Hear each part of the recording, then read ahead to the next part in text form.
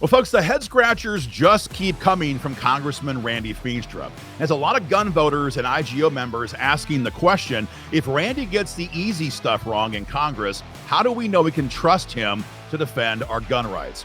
Aaron Dorr here, guys, of Iowa Gun Owners. Last week, we gave you guys a story about Randy Feenstra being one of just 85 Republicans to cross over party lines, join with all the House Democrats, and continue funding for a hardcore leftist NGO that President Trump, Elon Musk, and 127 other Republicans were trying to defund. About 100,000 of you have seen that video so far, and we thought that was kind of the worst example we'd had. We're going to move on back to our normal activities here at Iowa Gun Owners. But then last week, Randy cast an even crazier vote, and you guys need to hear about this. Again, the context here is that we as gun owners and IGO members are trying to decide who to back in the primary to replace Kim Reynolds. The question comes down to trust. So sure, Randy, like everybody else, says he'll support the Second Amendment. But if he continues to betray even basic Republican items right now in Congress, how do we know we can take him at his word? So here's what happened last week. It's going to blow you away. So when Joe Biden was in office, Congress passed a new law that forces all car manufacturers to install a kill switch, they call it, in new vehicles, beginning with a 2026 year model. So basically right now, the Dems claim this is all about safety, the same logic we hear about gun control, right? The same crap. And this system enables your car to automatically shut off if it thinks you're driving drunk. Now, of course, like most leftist things, it sounds emotionally tingling to some, but it's absurd. How can your car tell if you're drunk versus simply tired heading home from a night shift? What if you have a screaming kid in the back seat? You turn around to check on the kid. The car swerves a little bit. Do you want your car to shut down over something like that?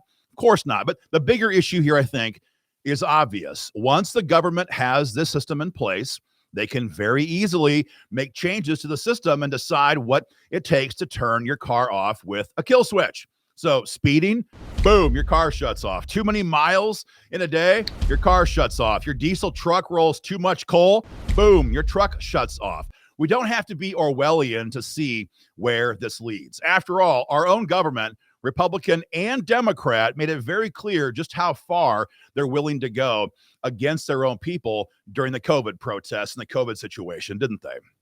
So the last thing a Republican should support is giving the government a damn kill switch for our cars. So last week, well, I guess it was January 22nd, House Republicans tried to defund the enforcement of this program, take away all the money, standard tactic in D.C. This was on H.R. 7148, amendment number 155, roll call number 43, if you want to look it up. Thomas Massey from Kentucky files the amendment. Now, I know Trump doesn't like Tom Massey having him primaried. I get it. But this amendment is just classic Tom Massey, right? Doesn't want the government to have a kill switch in our cars.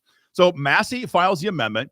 160 Republicans vote in favor of the amendment to defund this program. Heck, 4 Democrats crossed over to our side and voted to block the enforcement, the funding for the enforcement of this kill switch. And 57 Republicans, 57 rhinos, walked across party lines, stood side by side with Hakeem Jeffries in the Democrat caucus, and voted to kill the amendment. And again, Randy Feenstra was one of those 57 rhinos that did this. What the heck is going on in Randy Feenstra's head? Why does Randy continue to cross over, give the Dems what they want, what they need, when the overwhelming vast majority of the Republican caucus is voting the right way? And Randy, when he does this, Randy joins the worst of the worst in Congress to do this as well. Don Bacon from Nebraska was one of the bad votes on here. Brian Fitzpatrick from Pennsylvania. Here's a Republican who literally sponsored H.R. 715 for Joe Biden. Universal firearms registration. He was on the Randy Feenstra camp. Nicole Maliotakis and Mike Lawler from New York State, some of the worst. Derek Van Orden from Wisconsin. I mean, these people are pond scum. And this is who Randy Feenstra stood with side by side on the floor of the House just last week, 10 days ago, to do this. So again, is this directly about guns? No, of course not. But to me, it's about something much more important than guns, and that's just trust. Can we trust Randy Feenstra with our gun rights? These last two votes make that pretty tough to believe. And we have to ask him, what are you going to do to convince us that you're going to fight for us? You stabbed the GOP in the back twice on two easy layup votes just in the last 10 days, not even discussing all the stuff for the last 5 or 6 years.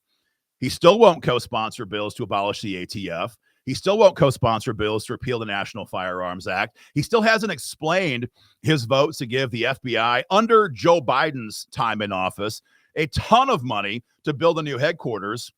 Like, he's not explaining anything, but he keeps finding ways to betray us again and again and again. So if you guys see Randy Feenstra at an event, ask him this stuff. Why did you vote to maintain a kill switch technology in our cars?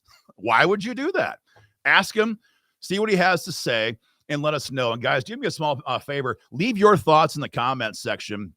Tell me what you think. Are we overblowing this kind of stuff, or are these votes a symptom of what could be a much bigger problem we have to be aware of here in Iowa? Leave your comments below, guys. Share the video online. The race is heating up. People have to hear the facts. Help us get the word out. Take care, guys.